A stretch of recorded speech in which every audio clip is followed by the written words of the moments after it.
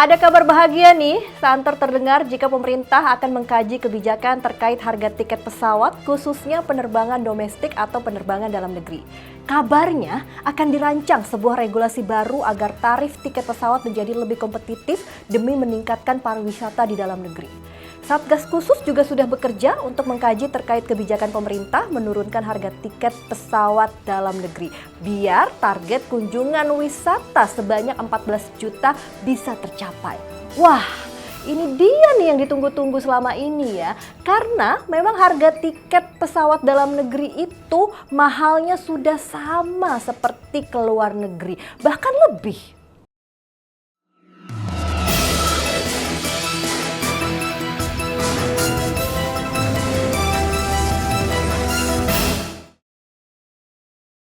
Mungkin selama ini kita nggak banyak tahu tentang komponen apa saja yang dibebankan terhadap harga tiket sebuah penerbangan ke daerah tertentu. Yang kita tahu selama ini tiket mahal karena pajak dan harga aftur juga mahal. Tapi ternyata nggak selamanya pernyataan itu benar adanya. Makanya untuk lebih jelas memahami soal ini kita tanyakan langsung dengan pakarnya. Sudah ada Bapak Alvin Lee, pakar penerbangan yang hadir bersama di Jurnalistik pada hari ini. Baik Pak, ini kan ada arahan dari Presiden Prabowo Subianto kepada Menteri BUMN dan juga Menteri Pariwisata untuk menurunkan harga tiket pesawat dalam negeri. Nah, pertanyaannya Pak, seberapa mungkin sih Pak ini bisa terjadi gitu? Pak Alvin, silakan Pak Alvin. Sebenarnya mudah, kalau mau turun mudah, karena ini 100% harga tiket ini ada di tangan pemerintah. Pertama, harga tiket ini ditentukan oleh pemerintah, jadi bukan maskapai penerbangan sendiri yang menentukan. Ada tarif batas atas, tarif batas bawah, dan itu ditetapkan oleh Menteri Perhubungan. Dan itu sejak 2019 harga itu tidak pernah naik, tetap pada rentang tersebut. Yang kedua, yang membebani konsumen ini adalah pajak-pajak. Kalau pemerintah mau sungguh-sungguh agar harga tiket yang dibayar penumpang ini turun, mudah kok. Pertama, hapus PPN untuk tiket pesawat rute dalam negeri, disamakan dengan rute luar negeri. Ingat, hingga saat ini penerbangan ini satu-satunya moda transportasi publik yang dipungut PPN. Kita naik bus nggak dipungut PPN, kita naik kereta nggak dipungut PPN, kita naik kapal tidak dipungut PPN. Tapi kalau kita beli tiket pesawat dipungut PPN. Kedua, kalau untuk penerbangan ke luar negeri, aftur tidak dikenakan PPN. Kenapa? Untuk dalam negeri aftur dikenakan PPN. Hapus saja PPN terhadap aftur, karena aftur ini kan untuk angkutan publik. Ketiga, hapus pajak-pajak lain yang terkait impor suku cadang dan komponen pesawat. Kita ini bagian dari WTO dan seluruh anggota WTO, World Trade Organization, pada Tokyo Round beberapa tahun yang lalu itu sudah ada kesepakatan untuk tidak menerapkan bea masuk komponen dan suku cadang pesawat, tapi negara kita masih menerapkan itu. Jadi dari tiga itu sudah bisa menurunkan, kalau PPN tiket dihapus, PPN terhadap aftur dihapus, kemudian bea masuk terhadap komponen pesawat dihapus, saya yakin harga tiket akan turun sekitar 15% minimal. On top of that, di atas itu, audit efisiensi penyelenggaraan bandara. Apakah biaya operasi, biaya perawatan bandara kita ini sudah efisien atau belum? Karena itu juga menambah pada biaya yang harus ditanggung konsumen berupa PJP2U atau retribusi bandara. Dan itu tidak murah.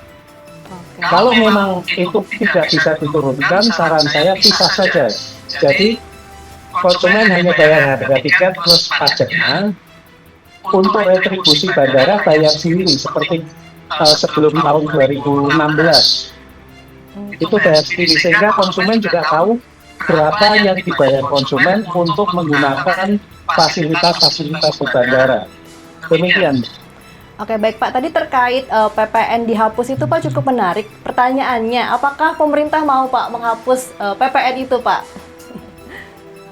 Nah, inilah pertanyaan yang saya ajukan juga. Pemerintah ini sungguh-sungguh mau menurunkan harga tiket yang dibayar konsumen, atau masalah harga tiket ini hanya dipelihara sebagai isu politik saja untuk pencitraan saja. Karena dari pihak maskapai penerbangan sudah tidak bisa apa-apa lagi. Harga tiket murni ini sejak tahun 2019 tidak naik. Oke. Apa sih barang sekarang kita lihat saja hotel, karena hotel sejak tahun 2019 sampai hari ini sudah naiknya berapa? Harga makanan di restoran tahun 2019 berapa, sekarang berapa? Tarif jalan tol tahun 2019 berapa, sekarang berapa? Tapi harga tiket pesawat nggak boleh naik. Yang naik ini yang lain-lain. Tahun 2019 PPN-nya 10%. Tahun 2022 PPN-nya menjadi 11%. Tahun 2025 Januari nanti akan menjadi 12%. Yang naik bukan harga tiket tapi PPN.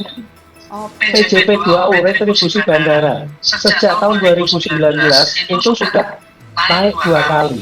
2019 naik, 2022 naik, dan kemungkinan tahun 2024 ini naik lagi. Setiap 2 tahun ini boleh naik seperti tarif tol. Tapi harga tiket pesawatnya nggak naik. Di sisi lain penumpang merasa bebannya makin berat. Padahal yang naik bukan harga tiket, tapi biaya-biaya lain di luar tiket, di luar maskapai penerbangan. Demikian. Oke, baik. Nah, selanjutnya nih Pak, soal monopoli penerbangan nih Pak. Ini ada nggak sih Pak hubungannya dengan maskapai tertentu gitu? Dan catatan Bapak sendiri soal monopoli penerbangan di Indonesia seperti apa Pak? Nah, ini yang perlu dibedah. Yang dimaksud monopoli itu yang mana? Saya lihat jumlah maskapai penerbangan banyak. Rute-rute juga dibuka. Maksudnya monopoli itu bagaimana? Monopoli itu hanya satu yang melayani.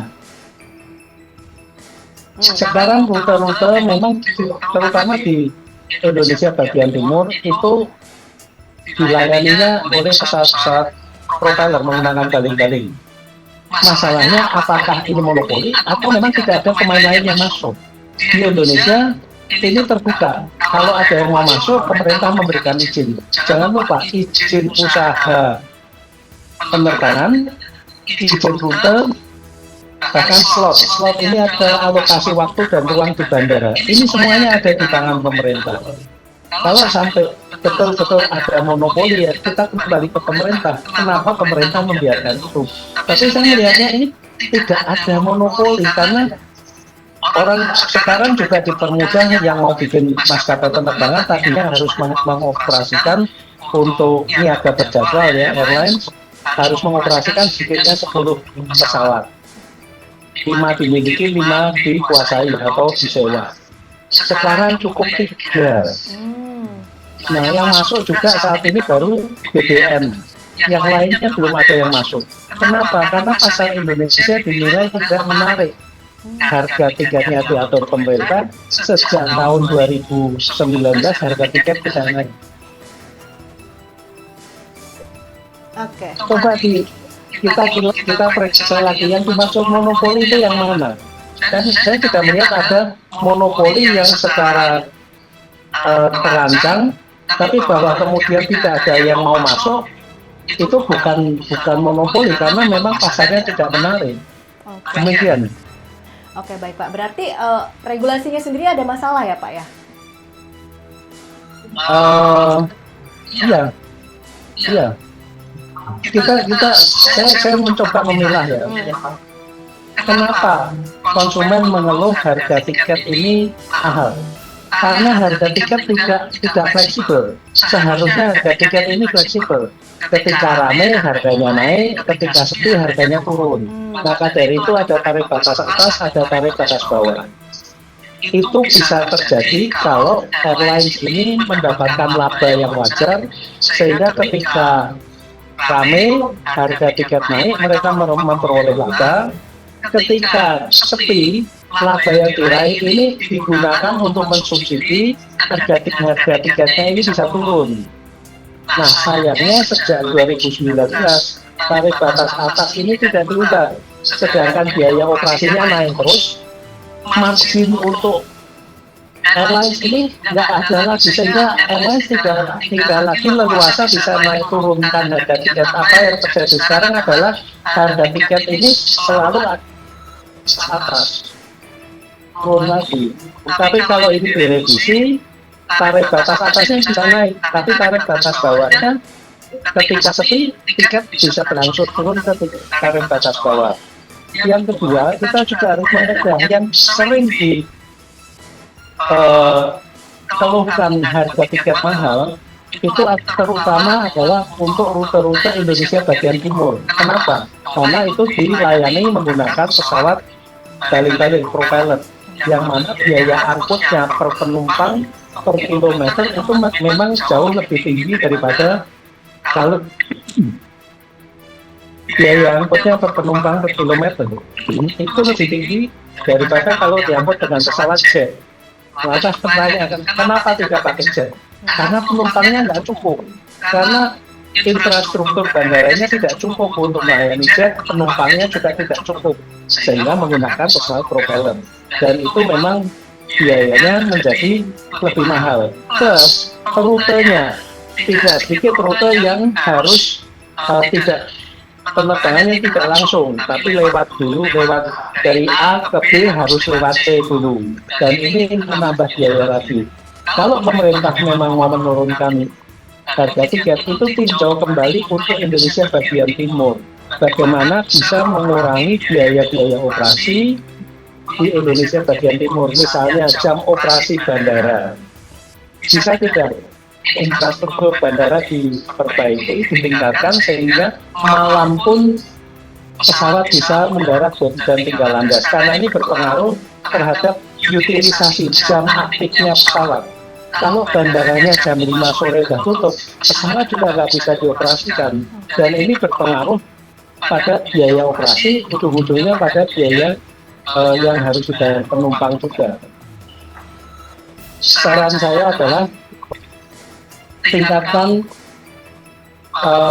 fasilitas bandara di Indonesia bagian timur sehingga bisa menjadi lebih efisien, dan kalau pemerintah memang ingin menurunkan harga tiket, itu yang paling utama adalah untuk rute-rute Indonesia bagian timur. Demikian. Baik Pak Alvin, terima kasih untuk penjelasannya yang sangat luar biasa. Terima kasih untuk waktunya dan sudah berbagi perspektif di jurnalistik inilah.com. Sehat selalu dan sukses selalu Pak. Nah, sudah jelas ya kawan inilah, ternyata ada beberapa hal yang selama ini menjadi kendala pemerintah untuk mempertimbangkan menurunkan harga tiket pesawat dalam negeri. Kita persilahkan pemerintah bekerja menyelesaikan semua PR-nya tadi. Dan semoga benar-benar bisa bikin harga tiket pesawat jadi turun. Jangan omon-omon aja seperti yang sebelum-sebelumnya. Jadi jangan PHP-in kita nih masyarakat Indonesia yang udah dapat angin segar, berita bagus bahwa tiket pesawat akan turun. Saya Restulandari pamit, dan jangan lupa untuk like, comment, share, dan nyalakan notifikasinya untuk mendapatkan informasi seru dan menarik di inilah.com. Wassalamualaikum warahmatullahi wabarakatuh.